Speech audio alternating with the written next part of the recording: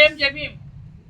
आज या ठिकाणी भोर तालुक्यामध्ये उतरवली या गावी आपण आहोत।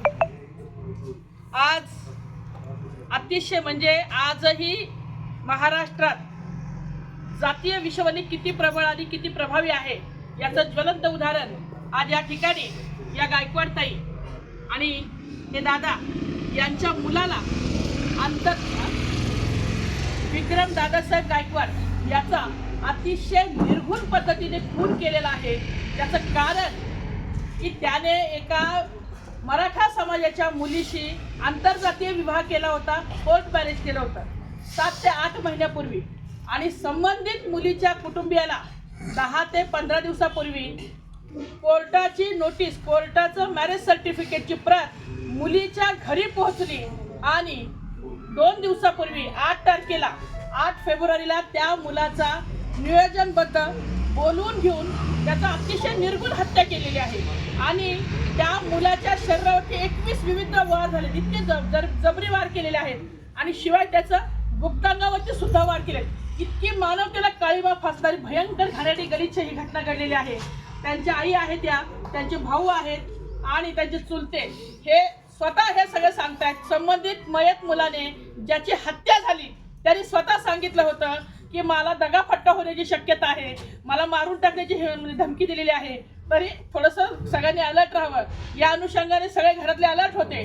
ज्या दिवशी तो या घरातून गेला, आज मला वाटतं 8 तारखेला संध्याकाळी 8 सव्वा 8ला तो घरातून गेला। कोणीतरी एक व्यक्ती जो आर्थिकदृष्ट्या सक्षम आहे आणि त्याची आर्थिक देवाणघेवाण झाली होती असं त्यांचं म्हणणं आहे आणि त्यांनी स्वतःहून फोन करून बोलवला। त्यानंतर तो बराच उशीर फोनला रिप्लाय देत नाही असं कुटुंबियाच्या लक्षात आल्यानंतर चुलत्याला सांगून ठेवलं होतं की माझा जीव धोक्यात आहे, माझ्याशी दगाफटका होण्याची शक्यता आहे। या वक्तव्यानुसार त्यांनी लगेच वारंवार फोन करून चौकशी केली, कुठेस कुठेस। पण ज्यावेळेस त्यांना कळलं की त्याचा मोबाईल मार्केट यार्डच्या एका भाजीवाल्याच्या गाडीमध्ये आहे असं एखाद्या मोबाईलच्या ज्यांनी रिसीव्ह केला त्याच्याकडून कळलं आणि मग त्यांच्या डोक्यात चक्र फिरायला लागली की इथला हितब मुलगा, भोरमध्ये असणारा मुलगा मार्केट यार्ड कसं काय मोबाईल गेला आणि म्हणून लगेच ही शोधाशोध सुरू केली। गाडी कुठे कुठे गेली त्या अनुषंगाने शोधाशोध केल्यानंतर यांच्या लक्षात आलं की गाडी वेगळ्या दिशेला गेलेली आहे आणि मोबाईल तिकडे गेला, याचा अर्थ कदाचित दगाफटक्याची शक्यता असू शकते। यांनी लगोलग पोलीस स्टेशन गाठलं। पोलीस स्टेशन गाठल्यानंतर तपास दाखल करणे, संबंधित पोलीस हे संशयाच्या भोवऱ्यामध्ये असण्याचं कारण की संबंधित फिर्यादी पोलीस स्टेशनला तक्रार दाखल करायला गेले होते की आमचा माणूस मिळून येत नाही, त्याच्या जीवितात धोका आहे, आम्हाला मिसिंग दाखल करायचे।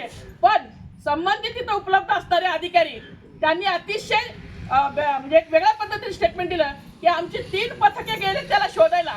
ज्या माणसाची FIR दाखल नाहीये, ज्या माणसाची मिसिंग दाखल नाहीये, ज्या माणसाबद्दल काही जण तक्रार आली नाहीये त्याच्या तपासासाठी तुम्ही 3 पथकं पाठवली, हे स्टेटमेंट बुद्धीला पटेना।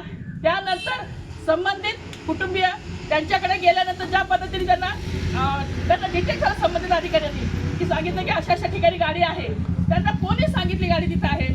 संबंधित फिर्यादीचे कुटुंबातले सदस्य जे आहेत त्यांना विरुद्ध दिशेला पाठवलं अधिकाऱ्यांनी आणि जिथं ती घटना घडली त्यानंतर काही तासात तिथं बोलवलं असं कळलं गेलेलं आहे।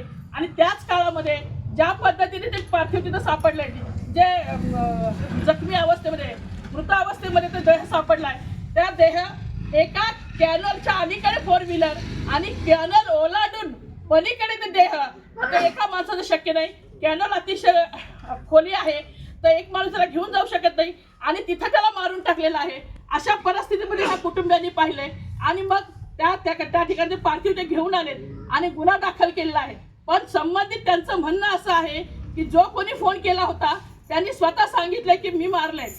एक गोष्ट खरं विश्वास ठेवण्यासारखी नाहीये, ते म्हणजे 7 महिन्यापूर्वी लग्न झालंय, 7 महिन्यापासून त्याला कोणी दगाफटका केला नाही, कारण तोपर्यंत ती घटना कोणालाच माहीत नव्हती, फक्त ती मुलगी आणि यांच्या कुटुंबातल्या सदस्यांना माहिती होती।